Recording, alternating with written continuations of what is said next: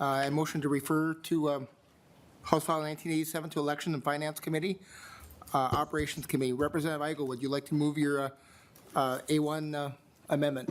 Yeah, first I'll move, that is my motion, Mr. Chair, and yes, to start, I would like to move my author's amendment. The A1 amendment is just, it's actually work of a lot of collaboration members with multiple different groups around this issue, and we've been able to come together and really kind of clean the bill up. I can kind of do a brief walkthrough. What this will be doing is deleting sections 2 and sections 3 of House File 1987 with minor changes to ADU language following that. And then finally at the end, there'll be a small change in line 4.3 and 4.4 of the bill around some density requirements. So overall, just very slight changes to the bill. But yes, if we adopt that, then I'll go into the more language of the bill itself. Is there any discussion on the A1 amendment? If not, all in favor, say aye. Aye. All opposed, say nay. Motion carries. To the motion carries. First time with the gavel, thank you. The A2 amendment, Representative Myers. Chair Dotseth, if we could go over the bill itself, I'll give it Lead Howard and I'll give it a little bit of a discussion, then we'll go into amendments if that's Very good. okay. We'll move to the bill. So House File 1987 as amended is labeled and is duly labeled as the Minnesota Starter Home Act, and it's going to accomplish just that. The bill in front of us today is the work of a lot of people, and a lot of people of both sides of the aisle. I'm very proud to have Lead Howard sitting next to me here today to help present this bill because it really shows true bipartisan nature of this chamber and how we are working together, not only just in our own communities, but across the state to bring as many people to the table as possible to solve the problem that is housing in the state of Minnesota. And this is just the first step of many bills that will be coming. You know, it's important before I even get into the bill that we mention the facts. The median age of buying your first home in the state of Minnesota is now 38 years old. Your average mortgage is over $2,500 a month, and we are over 100,000 housing units down. There's no one that can sanely say we don't have a problem here in this state. And it's time for us to take steps at getting to that and fixing that. The prior bill, we heard great discussion around just one small part that we can bring down the cost of housing, and that's aesthetic mandates. And Representative Nash brought up a point that I love talking about when we talk about the Starter Home Act, because this is nothing new that we have in front of us today. The bill is getting at how we used to do things when we got things done and people got after what the American dream is all about. Investing in a home, raising a family, supporting your community, building generational wealth, and leaving this place better than you had it. You can't do that without a home. And that's what we're trying to accomplish with the Starter Home Act here today.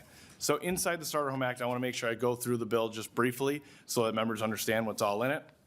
As you'll see with the author's amendment, there's been quite a bit of language removed from it. So we'll be starting in section 4.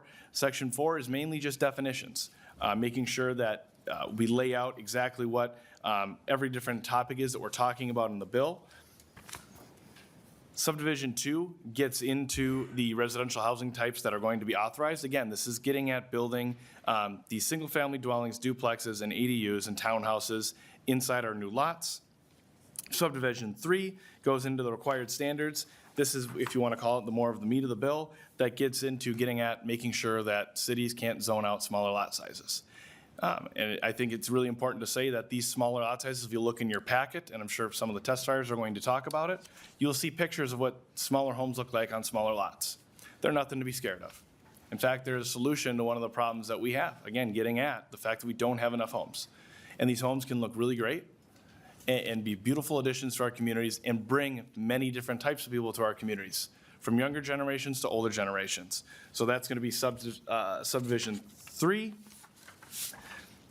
And then subdivision 4 is getting into the administrative approvals on making sure that cities can adopt and control all these new changes that will be coming with it. So before I get into any more statements on the bill, I want to make sure I give Lead Howard opportunity to catch maybe anything I missed there, and then we'll continue. Thank you, Chair Igo and members of the committee. I'm very proud to be presenting this bill alongside Chair Igo. It really doesn't cut one way if you're in a blue district or red district, if you're in greater Minnesota, if you're in an urban district. Everybody deserves the same opportunity to find a home that they can afford in a community where they want to live. And that's what the Minnesota Starter Home Act is all about. I'll just offer a few broad comments before we hear testimony. And just a few ground-setting pieces, and Chair Igo essentially mentioned this. One is that the status quo isn't working. We currently are not building enough homes that Minnesotans can afford. Another statistic is that in every county in this state, the median income is not enough to afford the median-priced home. So this gets at what Representative Nash is saying. We have a generation of Minnesotans that can't afford to buy a home in the community where they grew up. That should concern all of us. Second point, things are getting worse. In 2018, Governor Dayton had an affordable housing task force, and at that time they estimated we had a 50,000 unit gap in terms of housing supply. That is now doubled in 2024 or 2025. And then the third thing I wanted to do is recognize that all across the state, we have cities that are doing incredible work that want to see more housing brought to their communities. And we're grateful for the collaboration and conversation we've had with cities since last year to further refine this proposal. And a few of the pieces that are different based on that good dialogue is that these bills in totality have a more targeted approach. So here you see a Starter Home Act that's more targeted specifically at homes to own, duplexes, townhomes, the like. Second, we're treating infill neighborhoods a little differently than where there's opportunities to redevelop or in greenfield development, which makes sense.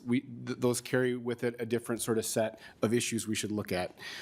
Third, and this is perhaps more importantly, overlaying this, one of the main concerns we heard from cities last year is that we don't want to mandate a level of housing development that the public infrastructure does not support. And we agree with that. And that is why that protection for cities is in this bill, along with cities' ability to prevent kind of housing development in environmental or floodplains, historical areas where there's well and septic. We've put those protections in place so that we're focusing our efforts to build homes where it makes the most sense. Still, despite a lot of cities that are doing good work in this arena, we just have to acknowledge the fact that no single city can solve our housing shortage on its own.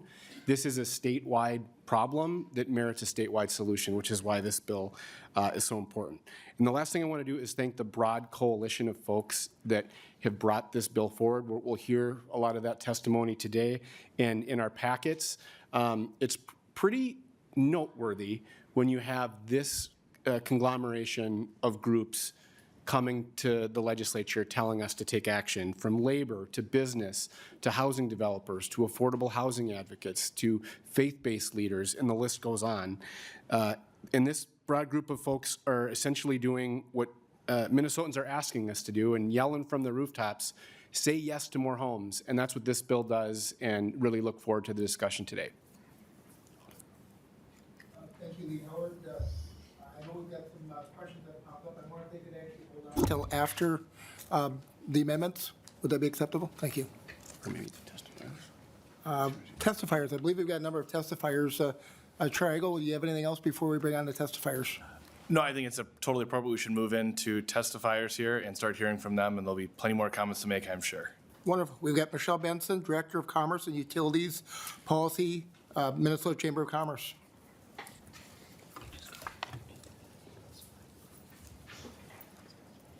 Good afternoon, Mr. Chair, committee members, and thank you, Representatives Igo and Howard. I am Michelle Benson, Director of Housing Policy at the Minnesota Chamber of Commerce.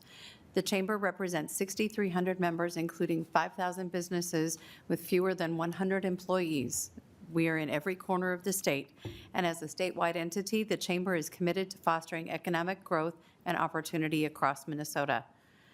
A lack of workforce housing is one of the top concerns of our members, and on their behalf, I want to thank the authors of House File 1987 for bringing solutions.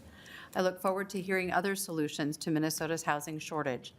The lack of workforce housing has both long-term and short-term impact on Minnesota's economy. Owning a home is widely acknowledged as a key to a stable retirement. The longer people have to wait to buy a home, the later they start to build equity that contributes to family stability and generational wealth. As you know, home ownership contributes to stable communities, and in the long term, we need economically stable families and stable communities. In addition to these long-term impacts, a lack of workforce housing has immediate and short-term statewide economic impact. The state is facing a workforce shortage, but it's not just about the availability of people ready to work. These workers need a place to live. Approximately 100,000 housing units are needed to meet current demand. If a worker can't find a home near their place of employment, it makes it harder for them to take the job. If a business cannot hire, the business cannot grow. Housing shortages contribute to slower economic growth. And as the price of starter home moves based on supply and demand, how will Minnesota meet that demand? How will we increase supply? How do we make it easier to build workforce housing in Minnesota? We believe the Minnesota Starter Home Act can be a step in the right direction. We understand that the changes proposed here raise a number of concerns. And as we've engaged with our local chambers, we've heard some of the concerns raised by impacted parties. Please keep listening to the people who are at the table. The only way to ensure effective solutions is to work together to lower the cost of starter homes. We appreciate the efforts of the authors and collaborators on this bill, Representatives Igo, Howard, Meekland, Kraft, Rayrauer, Coulter, and many others. Your commitment to finding solutions is commendable. Thank you for the opportunity to testify today, and we look forward to working to solve Minnesota's housing problem. Thank you. Thank you. Our next testifier is Nick Erickson.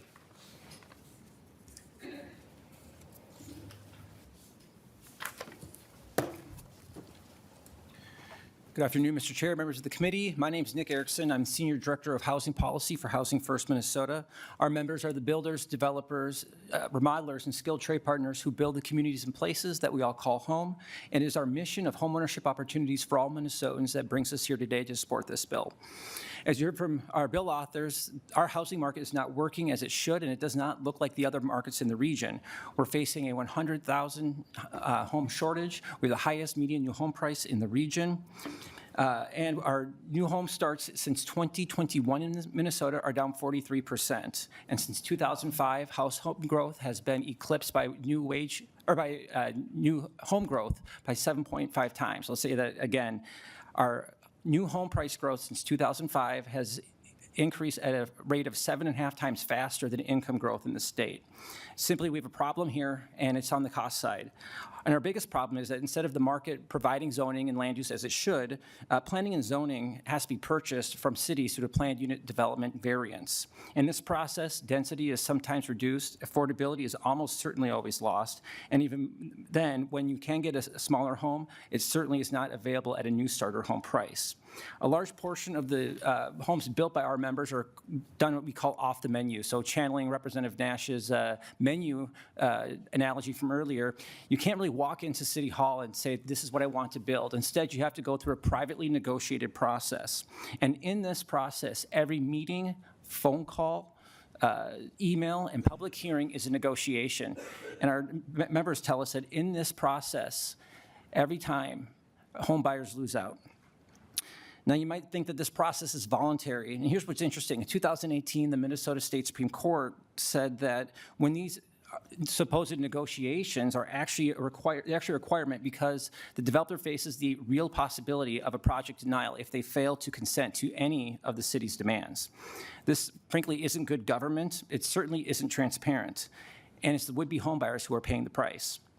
Now, this bill alone won't solve our state's housing problems. But as Representative Howard discussed, there's many more bills coming. These are all a start, because if you don't get land use right, really nothing else matters. And because of our current process, starter homes are an endangered species in Minnesota, and you have the power to change that. It's a lot of data and facts, but I'll tell you really a personal story. 2008, my then girlfriend bought a home. It was, I think as the realtors would call it, quaint. It was really small. It was 650 square feet. It had a 1-bedroom. We got engaged in that home. We took our daughter home from the hospital. We became a family in that home. Everyone should have that opportunity, and that's why we're here today. So just going to leave it with that, but just want to ask you one question. If you really believe that homeownership opportunities should be available to future generations, and I think you do, and that's why we're here and ask for you to vote for this bill. Thank you. Thank you. Our next testifier is Evan Vogel. Please step up.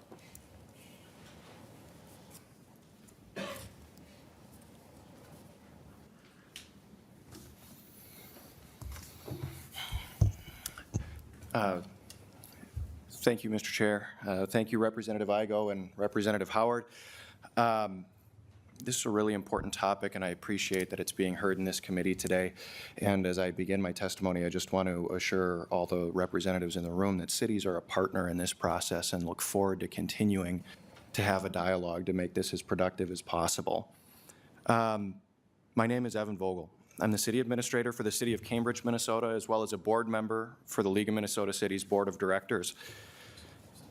In both 2019 and 2024, the City of Cambridge commissioned housing studies to explore and determine the city's housing needs, and I don't think it would surprise anyone here that both reports showed the city had critical needs in housing, from multifamily to single-family detached housing. Following the study in 2019, Cambridge used public subsidy to attract and support significant investments in multifamily housing. In the 5 years between that study and 2024, the city added 600 apartment units. After the study in 2024, the city has explored options and partnered with developers where the city anticipates adding between 600 and 700 detached single-family houses between 2024 and 2028. In total, the city will be adding well over 1,200 units of housing in a 10-year span, and for perspective, that's an expected increase in residential units of 33% over a single decade. These changes came because local decision makers were thoughtful and diligent in collecting data, making educated decisions, listening to the community, and providing local solutions to local problems. This allows cities the ability to assess needs around parking, water, sewer, storm sewer, as well as the ability to listen to and respond directly to the needs of the community. The city has negotiated in good faith with developers time and time again, sometimes holding to certain standards that it believes are in the best interests of both its current and future residents, and sometimes the city compromises or changes its positions to accommodate or incentivize development. This bill removes local input entirely in favor of development interests. It makes the argument that simply building houses, increasing density by right, and removing practical city standards that we, as a state, will see an improvement in housing prices. Instead, this bill will likely lead to an increase in developer profits over public interest as density is increased with little regard for available infrastructure. It will lead to an increase in investor ownership of properties as investors buy older single-family homes to build new duplexes or quads on single-family lots, and will not improve affordability in any meaningful way until the supply of housing exceeds the demand for it, as this legislation contains no market restrictions that limit what a developer can sell that home for above the cost to build. I'm asking all members to oppose House File 1987, to oppose efforts to restrict local decision-making authority, and I am happy to respond to any questions if there are any, and I appreciate the opportunity to be here and to testify today. Thank you.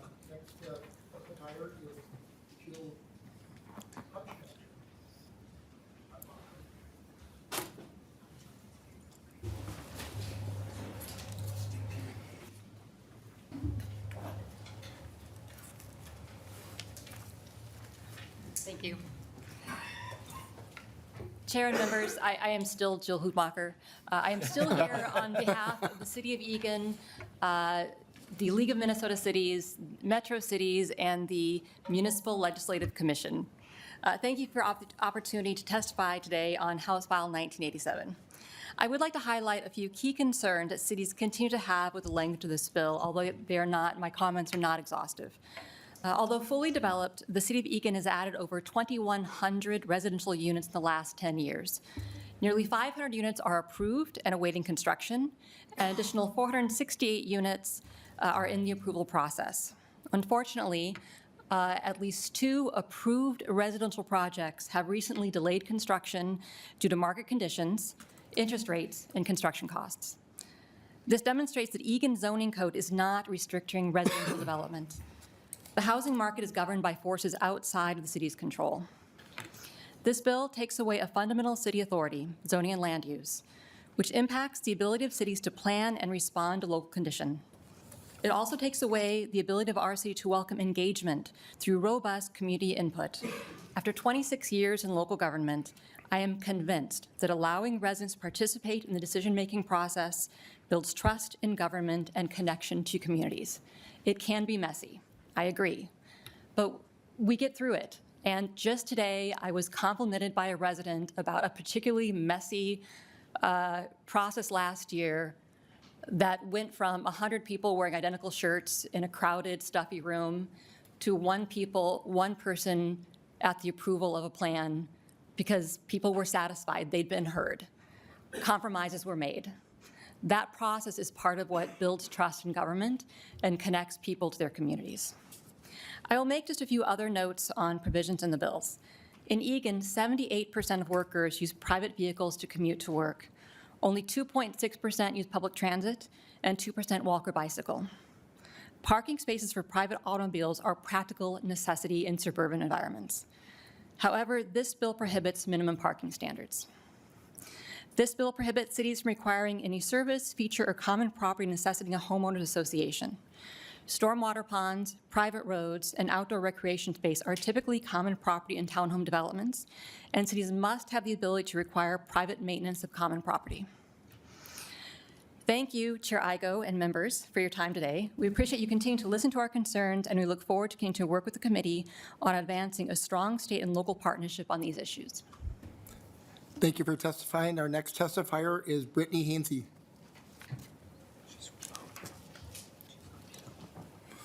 I believe that is on Zoom, so thank you. Thank you, Chair, and members of the committee for the opportunity to testify today in support of House File 1987, the Minnesota Starter Home Act. My name is Brittany Hennessy, and I'm the Executive Director at Habitat for Humanity serving Winona County down here in the southeastern corner of Minnesota.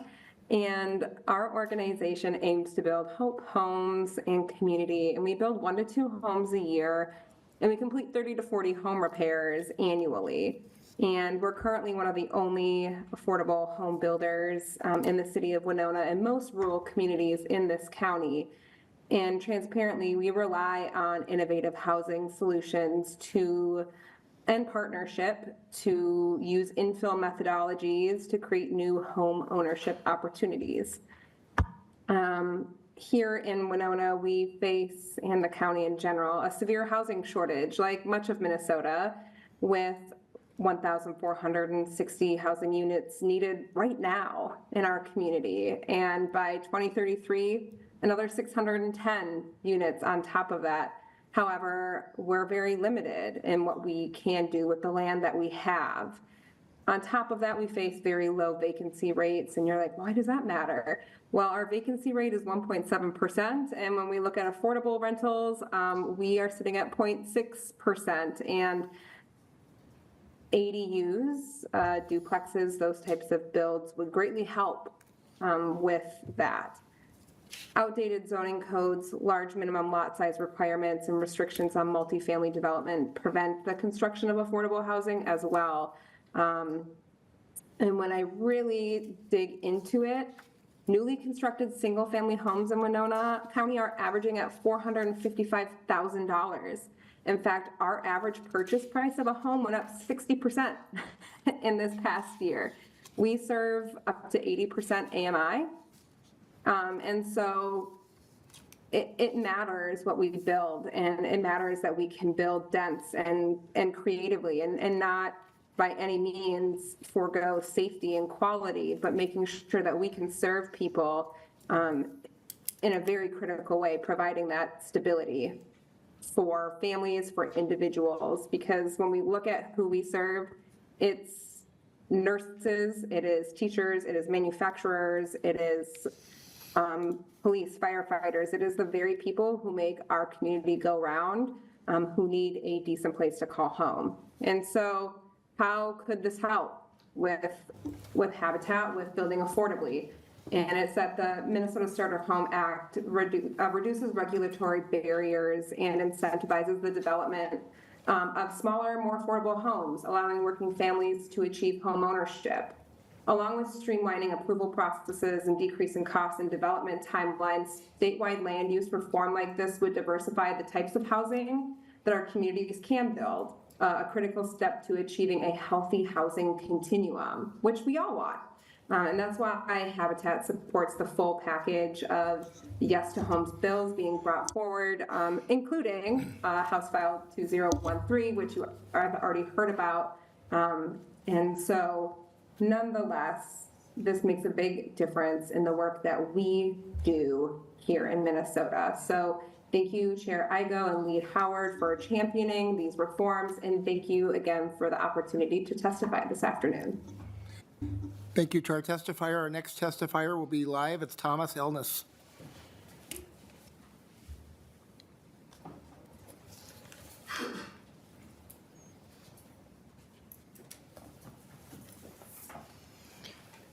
Good afternoon, Mr. Chair and committee members. My name is Thomas Elness, and I serve as the State Advocacy Director with AARP Minnesota.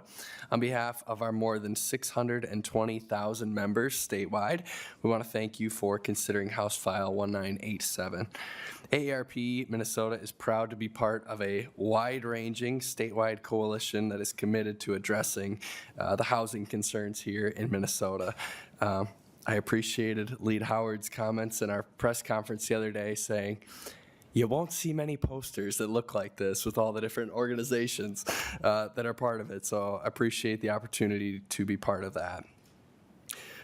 We recognize the need for more housing and the need for our state government to use the available policy levers to encourage the construction of more housing units to ensure that people of all incomes and ability levels can afford to live in community.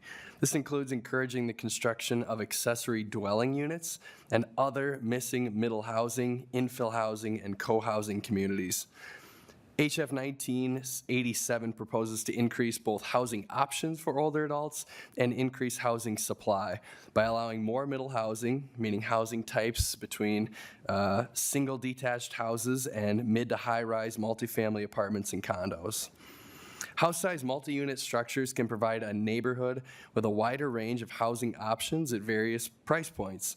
These housing types fit within and help to generate walkable neighborhoods with community amenities that become an extension of people's homes and serve as shared spaces where neighbors can be together in community.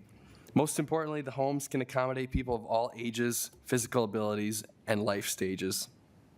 Lastly, I want to especially thank the bill authors for recognizing the need for the aforementioned accessory dwelling units. In many ways, unpaid family caregivers are the backbone of our long-term care system. Yet our housing policies unnecessarily restrict Minnesotans from having the housing options that they need to care for their loved ones. This bill helps to address that challenge, and we would respectfully ask for your support. Thank you. Thank you. Our next testifier is Rayanna Keeley.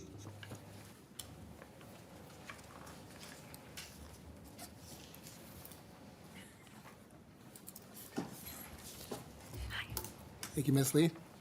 Thank you so much, Mr. Chair and members of the committee. My name is Rayanna Lee. I'm the Legislative and Coalitions Director for the Americans for Prosperity chapter here in Minnesota. And on behalf of AFP Minnesota and our thousands of activists across the state, I want to express our support for the Minnesota Starter Home Act. One of the #1 things that we hear at the doors is the issue of affordability, and that also encompasses housing as well.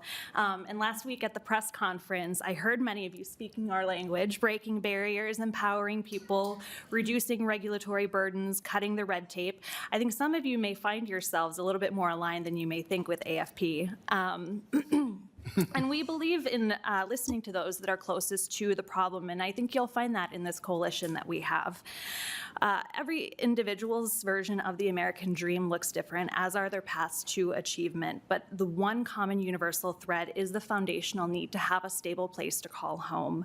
Minnesota, as many testifiers have mentioned, is facing a severe shortage with housing, and home prices are significantly higher than the national average. And we believe that the root of that crisis lies in excessive government intervention, restrictive zoning, land use, building regulations that drive up costs and limit home construction.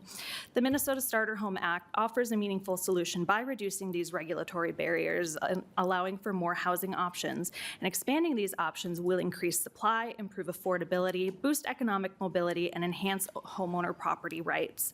We strongly urge lawmakers to please practice restraint when considering any type of mandate that will negate this initiative.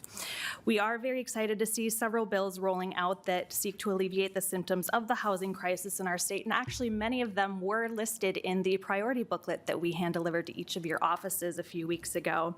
But we urge your support of this bill, and we look forward to helping craft a workable solution that creates more affordable housing for all. Thank you. Thank you. Our next testifier is Susan Arntz, who will be doing it remotely. Susan, can you state your name for the record, please? Yes, I'm Susan Arntz, and I currently serve as the city manager for the city of Mankato, and I'm here testifying today on behalf of the city and the Coalition of Greater Minnesota Cities. Affordable housing is a priority for our community. It's our #1 priority in Mankato. Several of the committee members have referred that there are communities in Minnesota that are doing good things. We're one of them. We are home to the second largest state university in Minnesota, and as a result, Mankato has worked hard to preserve our middle housing. We currently have rental density restrictions in our single-family neighborhoods around the university, limiting the rental to 25% per block in those areas. This has helped maintain stability and prevent corporate conversions of those units, and is critical to preserving affordable owner-occupied housing in Mankato. The proposed changes of this bill may convert some of our existing neighborhoods to rental neighborhoods by adding the ADUs, duplexes, triplexes, and other types of units. They aren't always occupied by owners. We don't require PUDs, another element of the bill, but developers do seek them when they seek code flexibility and security. My purpose of testimony today is there are a number of items that I'd like for you to consider as you continue to debate this bill language. The parking minimum language that's being removed, or that's restricting, by removing parking minimums and relying on developers to provide it on their own, will result in future issues. I have been at city council meetings both here and in my prior city where we have residents at the council dais complaining about lack of parking for their guests, for the state licensed group home employees, for senior caregivers, for Meals on Wheels delivery, et cetera. Developers will long be gone when those issues arise, and in many cases, little can be done to address it by the time they appear. I'm also concerned about the language regarding limiting to one neighborhood meeting. Neighborhood meetings do improve projects. We don't require them, but we encourage them. In every case, when they've taken place, the project is better. Sometimes those meetings take more than one meeting because someone's got to listen and someone's got to make changes. So we need the opportunity to go back and communicate about those changes that are being considered before it ends up in front of the council for consideration. Lastly, I'd ask that you consider removing the administrative appeal or approval requirements. The larger the project, the more likely a non-administrative approval or review should be done. Lastly, I would just say, please don't remove local voices from planning decisions or take community out of the community development. Thank you for your consideration. Thank you for testifying. That's it for our testifiers. Now I'd like to open up for public testimony. Anyone here for public testimony? Nope. If not, I would like to actually move on to the A2 amendment. Who would like to move the A2 amendment? I will, Mr. Chair. Representative Myers, can you speak on behalf of your amendment, please? Yeah, so I'd like to move the A2 amendment. Chair Igo and Lead Howard, this is an amendment I know Lead Howard will be familiar with from last session, but this is something that would exempt cities under 10,000. I represent 11 small cities. There's some concerns that I've heard about with this bill, and I know you guys are working on it. We've seen things, change, and I do appreciate that. But, these cities have less resources, smaller staff. They've got concerns with stormwater mitigation, just the stress on infrastructure. And some of my cities, if you've seen my infrastructure bills, are $20, $30 million. The limited parking options, the narrow streets in these communities. It's something that, the approach, right now as we see it isn't maybe going to be successful in every single city. I also know as a, prior, planning chair, city council member, the time and effort that we put into maintaining our comprehensive plans and engaging with the community. And I've also had a recent city do a comp plan amendment 18 months ago. So they've put a lot of time and effort addressing housing. So what I would ask is for members to, support this amendment, which would be an exemption on cities under 10,000. Thank you.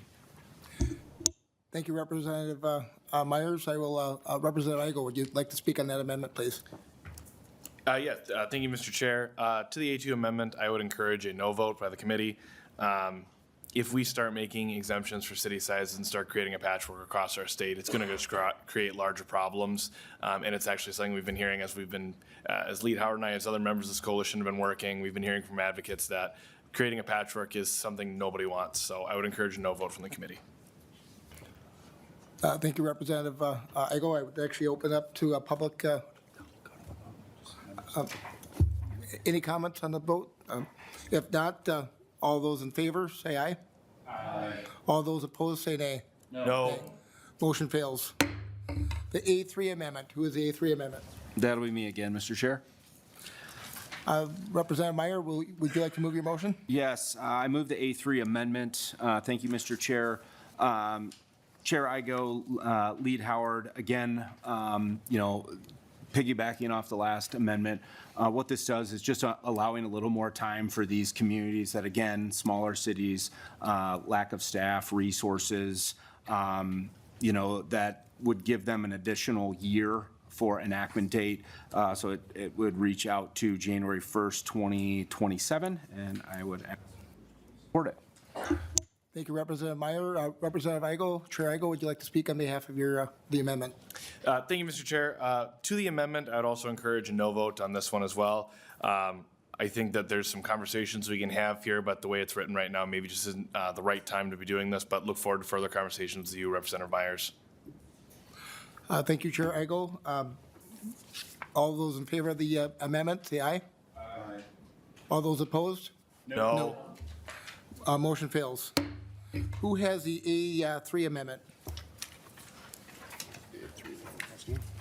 Yep. Representative Meyer, would you like to speak, would you like to move your A3 amendment? A4 amendment, I'm sorry. Thank you, Mr. Chair. On the A4 amendment, I'm actually going to pull this amendment. I've seen the work that you two have done on this, making sure that, we have those opportunities where we're going to see an impact again in some of our cities. I mean, some of our cities are wanting to ensure that there's an approval process, that they, get their communities involved, and that, some of these requirements, again, can be rather burdensome on them. I know, you had an amendment yourself that addressed some of those things. What I would ask from both of you is just continue to engage what that impact could be on some of these smaller cities. I mean, I've got, a half a dozen cities maybe have 1.5 people in there running the cities, and it can be very burdensome on the impact that it can have and just the costs. Again, we've seen a rise in property taxes and other things. I want to try to, be mindful of that. But at this time, I would pull the amendment. Thank you, Representative Myers. Clarification, you want to pull the amendment? We'll move on to the A5 amendment. Who has the A5 amendment?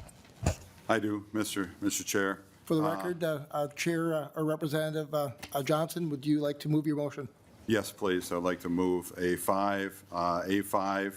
A5 is basically a couple changes in the bill. One of them is page 2, deleting page 20, or deleting lines 24 through 26.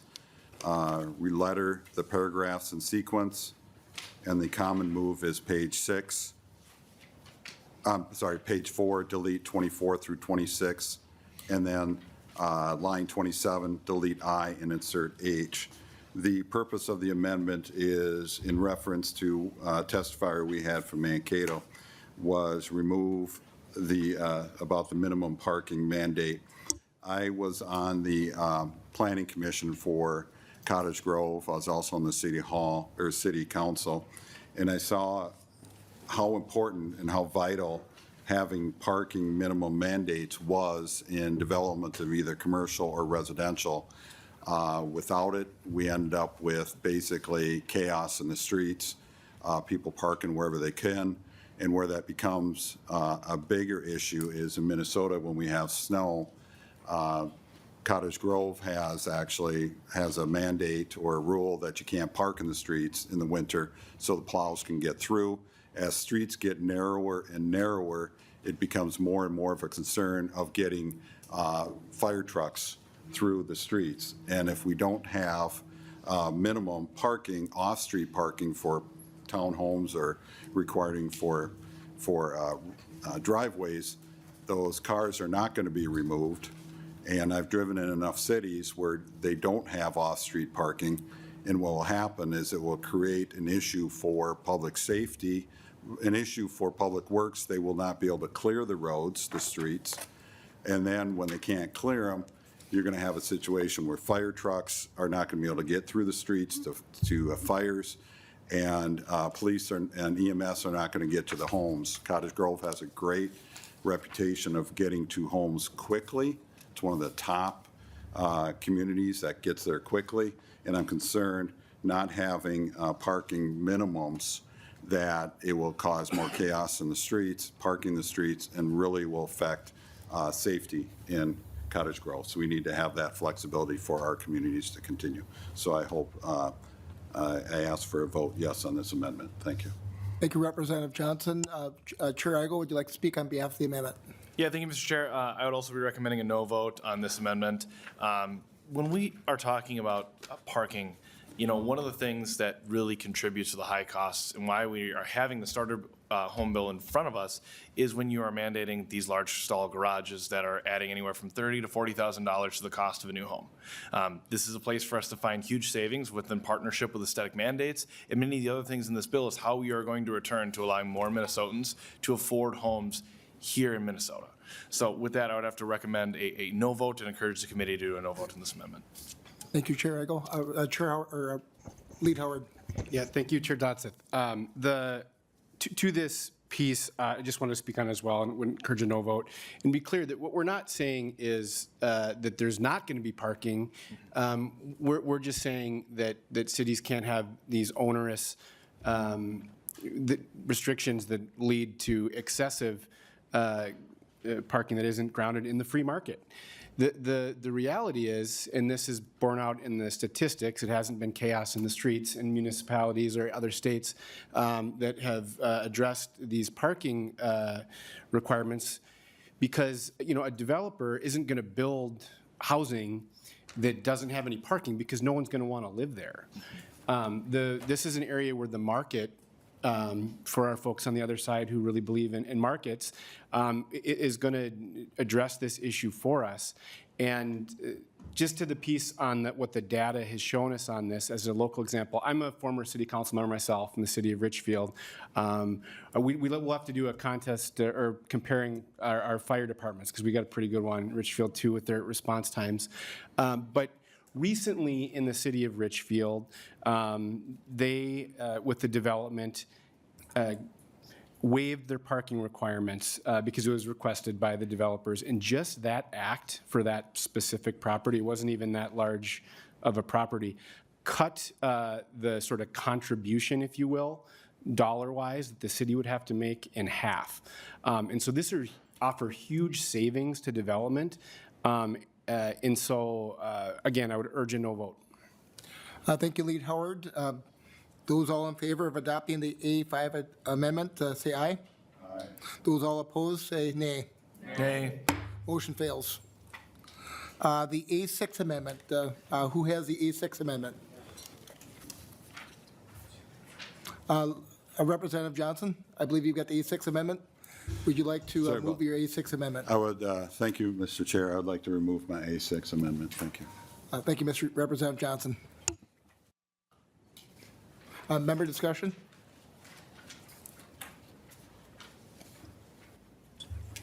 Representative Ryer. Great, thank you, Chair. I do have one question and then a comment. Quick question based on that last amendment and discussion. Is there anything in this bill that would prevent a city council member from, or a city council from deciding to vote on a street to have no parking allowed on one side of the street? The reason I give is because, for example, we had a very popular Crooked Lake Park and beach were super popular. There ended up being cars on both sides, and we had a little issue with fire trucks, so they decided to make it no parking on one side of the street. Issue resolved. So just wondering if there's anything in the bill that would prevent that. Representative Igo. Mr. Chair, Representative Rivera, to the way the bill's written, to our understanding, no, there would be, no, Okay. if the city wants to do that, they could still be allowed to do that. Great, thank you. And then Chair, just a comment? Representative? Great. So cities, we've heard testimony today that from representatives of cities that say what they are doing is working, and except I would say that it is not working. Statewide, the availability of homes continues to drop. Median income for homeowners has increased 2% over the last 5 years, while the cost of new homes at the median level have increased 19%. So it's just becoming increasingly unaffordable. So what is happening and the changes that are taking place have not been enough. In Coon Rapids, we're very proud of a development we have. Goes from Highway 10 up to Northdale Boulevard. We have this huge development of ramblers. They're single-level homes with a basement, and they are called Orrin Thompson homes, and they were built in the 1950s. And because of this, we are one of the most affordable suburbs in the metro area. But the problem is this type of development and affordable developments aren't happening today. What's really, really great, Coon Rapids and Thompson's building boom are actually featured in an exhibit called Suburbia, Land of 10,000 Dreams at the Minnesota History Center. And it's an exhibit about the birth of suburbia. We need an all hands on deck approach, and I think this bill is one piece to that. We have to think about the next generation of people who want to buy homes. And I want to say thank you to our testifier, Thomas Elness, for reminding us it's not just the next generation, but it's also our seniors who need a place to move into when they want to downsize or they're not able to take care of their lawn, etc. When door knocking, I came across many folks who had either their child still living at home that was in their 20s, 30s, sometimes even 40s because they were unable to buy a home. I also had many people who had their older parents living with them. So we need to ensure the next generation can have the opportunity for the American dream like they had in the 50s with the building of those Orrin Thompson homes in the land of 10,000 dreams. So thank you for this bill, and I would urge a yes vote. Thank you, Representative Ray Rower. Next member, Representative Nash.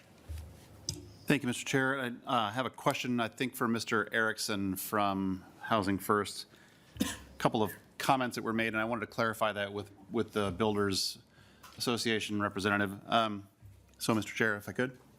Representative Nash. Thank you, Mr. Chair. And Mr. Erickson, we had heard, I think from Mr. Vogel, that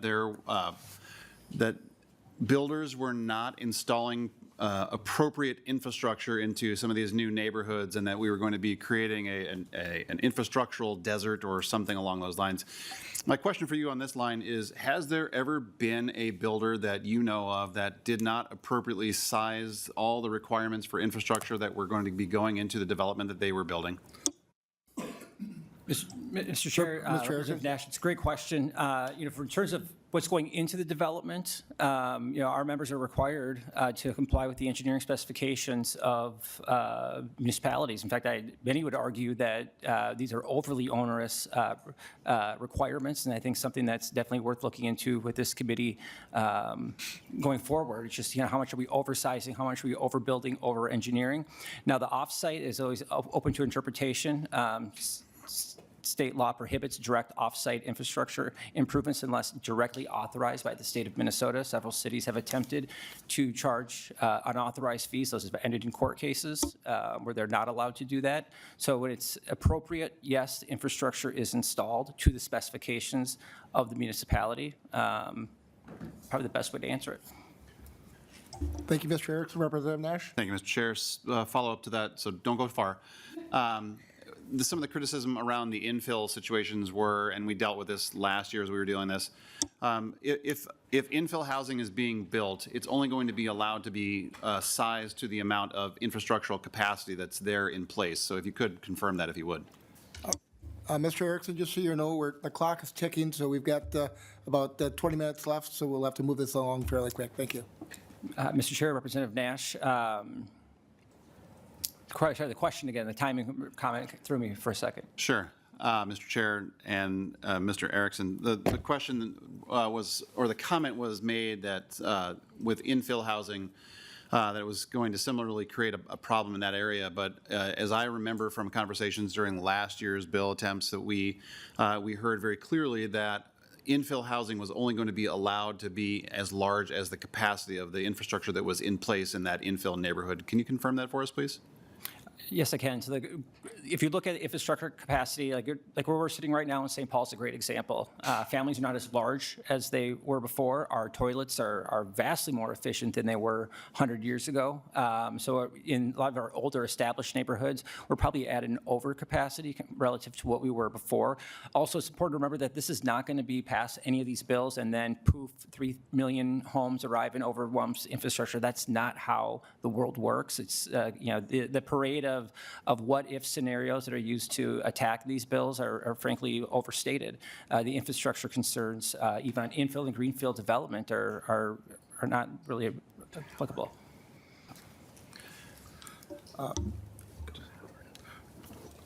Lead Howard, I see you've got a comment. Yeah, thank you, Chair Joseph and Representative. I just wanted, just because I think this infrastructure piece is critical, I want to actually read what's in the bill for the committee.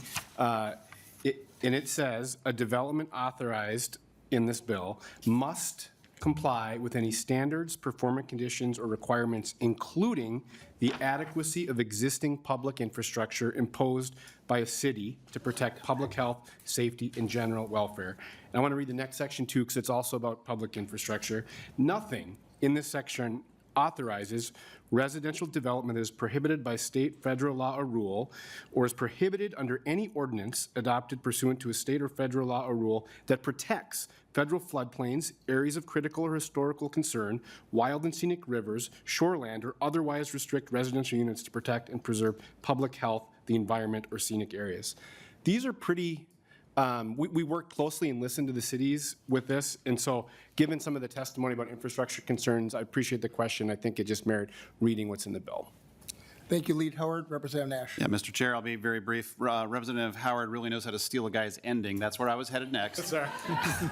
But yeah, members, the concerns, from my estimation, are sort of based in fear-mongering around what this bill does. The bill very clearly addresses the infrastructural issues very clearly, very strongly. So I have other questions, but I'll in the interest of time, I'll won't. Thank you, Mr. Chair. Thank you, Representative Nash. Representative Abadje, please. Thank you, Chair, and of course, thank you to both Chair Igo and Lead Howard. This is a bill that's been a long time coming. I know so many people have worked on this, so I really appreciate your efforts. One of the things I want to highlight about this bill in addition to Representative Nash's comments about, this is not something that will overtake anything that has already been happening, right? But one of the things that I think this bill is also going to do is remove that stain of exclusionary zoning that I think that we've had not only in the state of Minnesota, but throughout this entire country, right? And so Minnesota here has an opportunity to be a leader to ensure that more communities across our state who have been looking for that opportunity for home ownership can now finally have it, right? I think Representative Igo, you talked earlier that this allows for anyone in Minnesota that wants that home ownership opportunity to be able to get it, because we can have cheaper homes, we can have smaller homes, we can fit what the families in Minnesota look like. And I think, folks come from all types of backgrounds. I have worked really hard on ensuring that we're kind of closing our racial home ownership disparity gap. That's also going to take a lot of effort, but I think this is something that can kind of get there to ensure that we are opening up access to everyone, that we're not using arbitrary rules to tell certain folks that they're not welcome in certain places in Minnesota. So I appreciate you guys for working on this, working really hard. I know there's a number of stakeholders. I would just say that I hope as much as you guys are listening, I hope that they're listening too, that they understand that the way business as usual has been working has actually been putting us further along this path of division and discrimination, and I'm hopeful that something like this can start to bring us closer together again. So, thank you, Mr. Chair. Thank you, Representative Abaji. Representative Johnson. Thank you, Mr. Chair. Quick question. Would this bill reflect or take away the ability for cities or communities to, like in Cottage Grove, if you're going in with a new development, you have to have so much open space and actually create a park for that community? Or it requires cash in lieu of a park, so that park can be built somewhere else. Would that take the ability of the cities away from them to do that?